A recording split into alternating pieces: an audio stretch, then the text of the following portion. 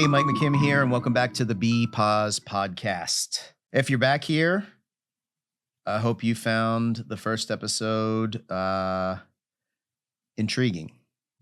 This one, I'm going to go ahead and just throw a disclaimer out there on this one. This topic may be what some people would consider a little bit maybe dark, for lack of a better term, or angry. And I just want to say that it's not my intention to come off as angry. But I think this is a really important topic for somebody in my position on the grief side of things, but really more so for the people that are close to me, and maybe not me specifically, but if you have a friend or a family member or something like that, you know, this may be a little bit enlightening. And, you know, the topic today is, I didn't know what to say, right? And this is very common. When somebody close to you, whether it's a friend or a family member, suffers some sort of a loss, a lot of times you just don't know what to say to that person. Just perfectly normal. Absolutely 100% normal. And I'm going to let you in on a little secret. You will never upset anyone by saying, I don't know what to say. Sometimes that's enough. I've had that said to me a lot of times, and I have never gone home and said, that son of a bitch didn't know what to say. Fuck him. You know, that's not anything that I would do. What I will say is, months after the tragedy happens, don't come back to me and say, man, I didn't know what to say, so I didn't say anything. Because I'm going to call bullshit on that. It is not okay to not say anything to somebody that you're close with. Period. It's unacceptable. And the reality is, you're not protecting that person. You're going to justify in your mind that you're trying to protect that person. But at the end of the day, you're uncomfortable and you don't want to be uncomfortable. And you're going to come up with a million excuses on why you just can't reach out to that person. And I'm going to relay a couple stories to kind of drive this home. I had an employee of mine, and years ago, we ended up parting ways, and we did not part ways on good terms. And when that person left, you know, I was a couple days where I was like, you know, screw that person, whatever. And then that person disappeared from my mind and I never thought about them again. And honestly, could not have cared less if I ever saw that person again. At Connor's funeral, after everything was over, you know, it's customary. You know, people will come up and, you know, they'll want to give you a hug and, you know, say, I'm sorry and all that sort of stuff. And there's a line and, you know, as I'm going through the line and shaking hands with people and hugging people and, you know, just taking in their warmth and their words and all that sort of stuff, I shake hands with somebody and they move, and here's that employee standing right in front of me. And I mean, I was completely surprised. This is somebody who I never expected to see again in my entire life. And I looked him in the eye, and he was just staring at me and crying. He couldn't even get a word out. And he's moving his mouth and his lips, and he's trying to say something, but he's just crying and crying and crying. And it felt like he was trying to say, I'm sorry, you know, for your loss, right? Which is it's probably the best thing you could ever say to somebody. It's the most common thing. It makes sense. It's easy to say. And I just looked at him and I put my hand on his shoulder and I said, I know, thank you. Thank you so much for being here. And, he dropped his head, looked down at the ground, and turned and walked off. And I can tell you, my opinion of him, which was incredibly negative before that interaction, completely changed. And he didn't even say a word. He just showed up and tried to say something. So I didn't know what to say is not an excuse. To flip it the other direction,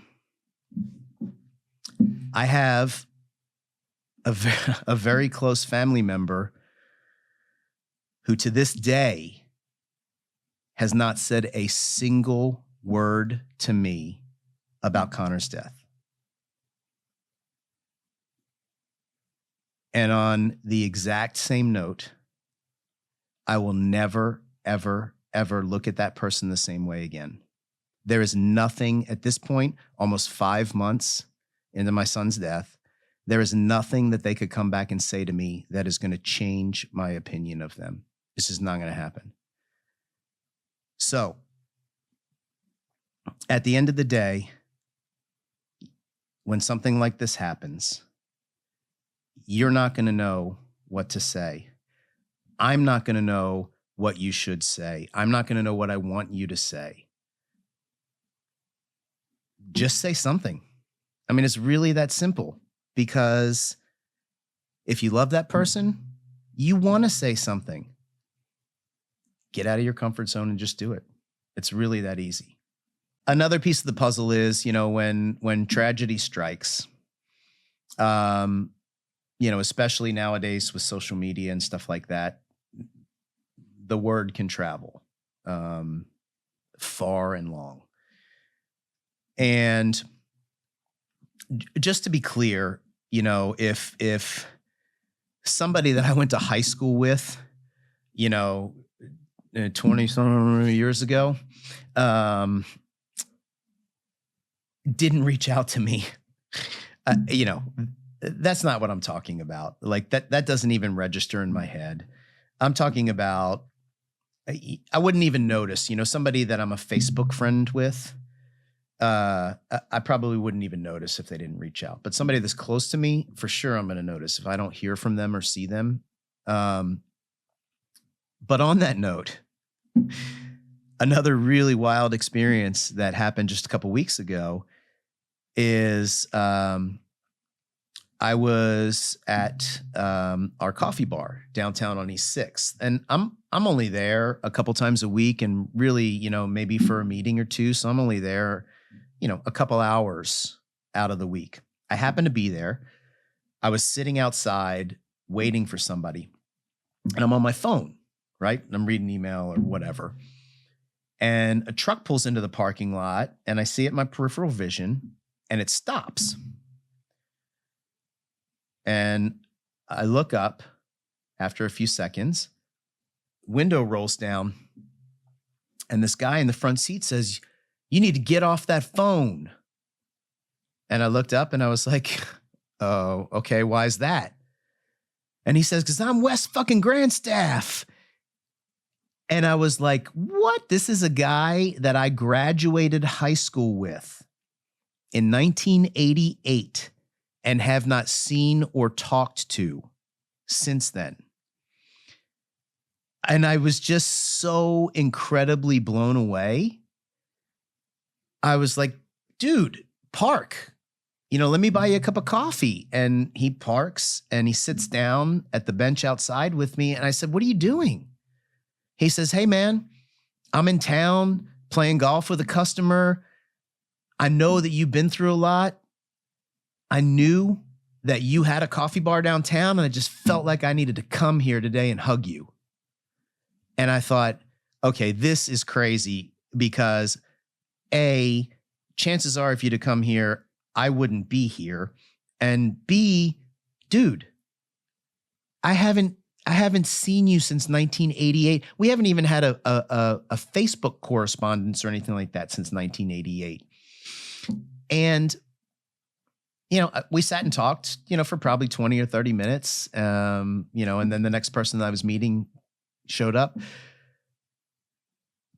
But when I walked away that day, it seems so crazy and so minute, but that probably had one of the biggest impacts on me that I had in positive impacts that I had in a long, long time. Right. So once again, I mean, the whole point of this is when they're down and they're in the bowels of hell and they're going through something that most people can't even imagine, don't ever underestimate the power of just making an effort, right? Simply making an effort, no matter what that is, whether that's, showing up and standing in front of that person and crying and not being able to get a word out, or, whether it's pulling into the parking lot and making a joke and then, sitting down and chatting, catching up over the past, 25 years. Yeah, I mean, just don't ever underestimate that. It can be incredibly positive. It can really be more meaningful than you'll ever know. So with that, I hope you enjoyed today. And remember, B-POS.